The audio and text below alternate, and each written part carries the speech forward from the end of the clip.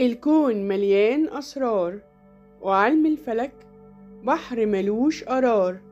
أهلا بيكم، أنا أمال أحمد وبرنامجكم غواص في بحر الفلك. لسه بنكمل معاكم سلسلة الأبراج المحيرة واللي محدش اتكلم عنها قبلنا، وبنتعرف عليها مع بعض ونحللها سوا.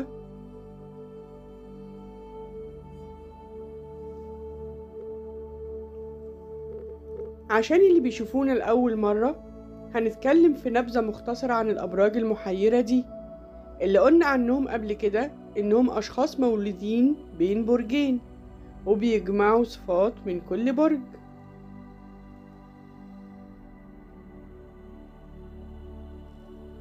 حكينا عنهم وقلنا إنهم أشخاص مميزة جدا وبتجمع بين النقيضين، وده بيديهم صفات ليهم لوحدهم، لأن أي شخص بيجمع بين الحاجة وعكسها بيبقى شخصية فريدة ونادرة جدا. الحلقة اللي فاتت حلينا شخصية برج القوس جدي وعرفنا صفاته، وكمان كشفنا أسرار التعامل معاه. والنهاردة معادنا مع أصحاب برج الجدي دلو، ودول الناس اللي بيتولدوا يوم 20 و21 و22 يناير. هنتكلم عن شخصية كل برج فيهم ونحلل شخصيته. جاهزين؟ يلا بينا. تعالوا الأول مع بعض نفتكر صفات برج الجدي.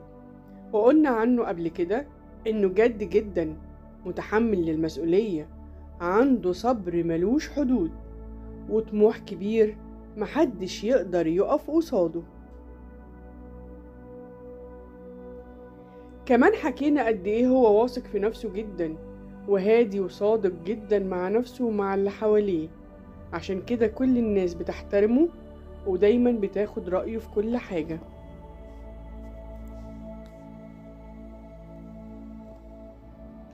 بالنسبة لعيوب أصحاب برج الجدي، ومش عاوزاهم يزعلوا مني، هما بس انطوائيين شوية ونركزين حبة كده، يعني مش كتير ومبياخدوش قراراتهم بسهولة، وخصوصا لما القرار ده يخص عيلتهم أو شغلهم.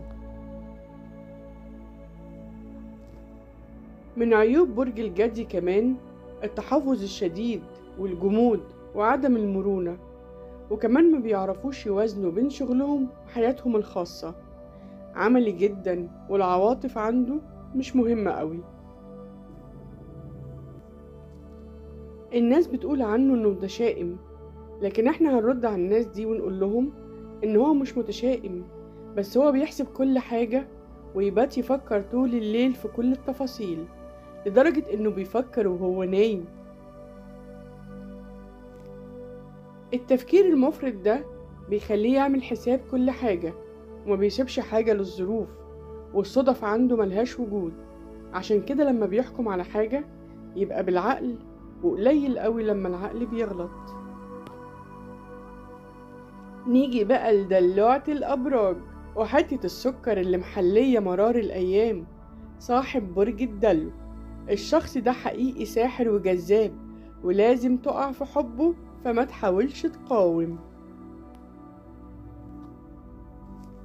بيعشق الحرية ويضحي عشانها بكل شيء، مغامر بطبعه وما عندوش مانع يبدأ دايما من الصفر ومن تحت الصفر كمان لو حكمت الظروف. مشاعره صادقة جدا وبيبان عليه الكذب، ما بيعرفش يخبي حاجة جواه. عشان كده مش هتحتار معاه ولا هتحس معاه في يوم من الأيام باللخبطة أو إنك مش عارف هو بيحس ناحيتك بإيه. جذاب جدا وكاريزمته سابقاه، يعني لما تشوفه وتتكلم معاه هتعرف من أول دقيقة إنه من برج الدلو. عصبي قوي يا سعاد، ونصيحة مني ما تحاولش تستفزه، لأنك هتخرج أسوأ ما فيه. أعصابه بتفلت بسرعة من أقل حاجة، وسريع الانفعال بطريقة ما تتخيلهاش. عنيد جدا وبيصمم على رأيه، ومتأكد دايما إنه صح، ومهما حاولت تقنعه بالعكس مش هيقتنع. يعني من الآخر وفر مجهودك وما تحاولش معاه، واقفل الباب ده خالص. ما بيسامحش في حقه ولا ينسى اللي أساء ليه، متردد جدا، وعشان ياخد قرار ممكن يقعد سنين.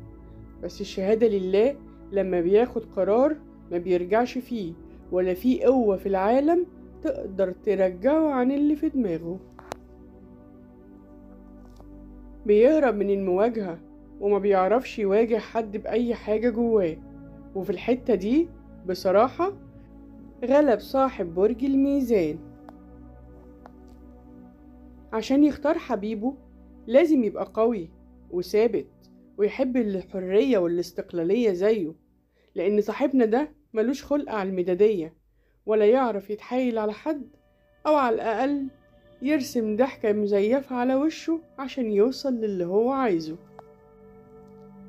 كمان خلي بالك، هو متسرع ومتناقض، وأفكاره ساعات بتوصل للتطرف، متقلب المزاج قوي. يعني دلوقتي بيضحك ويهزر، كمان دقيقة تلاقيه قلب وشه واترسمت عليه تكشيرة تكرهك في عيشتك. وفي الحتة دي غلب صاحب برج الجوزاء. العناصر بتاعته الهوا والتراب، ودول واخدهم من البرجين. يعني الهوا من برج الدلو والتراب من برج الجدي. وده السر اللي بيخليه متقلب قوي، لأن الهوا بيبعتر التراب، فتلاقيه متسرع وسريع الانفعال وما بيثبتش على حالة واحدة. في محطة الكواكب هنشوف كوكبين، كوكب زحل وكوكب أورانوس. زحل حاكم برج الجدي، وده اللي بيخليه ثابت ومجتهد ومنضبط ومحترم وصبور، والصفات التانية اللي احنا قلنا عليها.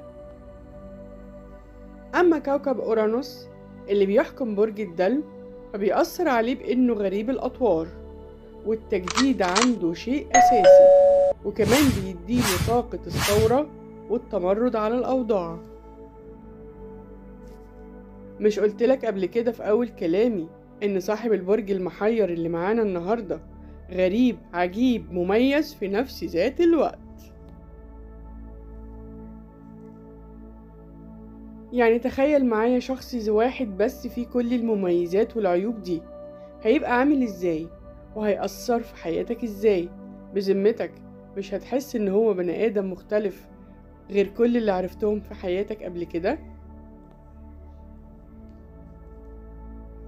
كل ده كوم، وطريقته في التعامل معاك كوم تاني. ساعات هتلاقيه حنون وقاسي في نفس اللحظة، بيضحك ويقلب وشه في نفس الدقيقة، بيسخر من كل اللي حواليه وبيتكلم جد جدا في نفس الجملة. حقيقي غريب. في النهاية هو شخص ما ينفعش تبعد عنه أو تعيش من غيره، ولا تخاف منه، لأنه صريح وعفوي، واللي في قلبه على لسانه، ما عندوش خبث ولا لوع، ولا يعرف يتلون زي بعض الناس. كده احنا خلصنا كلامنا عن البرج المحير بتاع النهاردة، والحلقة الجاية هنتكلم عن برج تاني برضو بيحير الناس معاه ونحلل شخصيته. استنونا في الحلقة الجاية، هتوحشوني.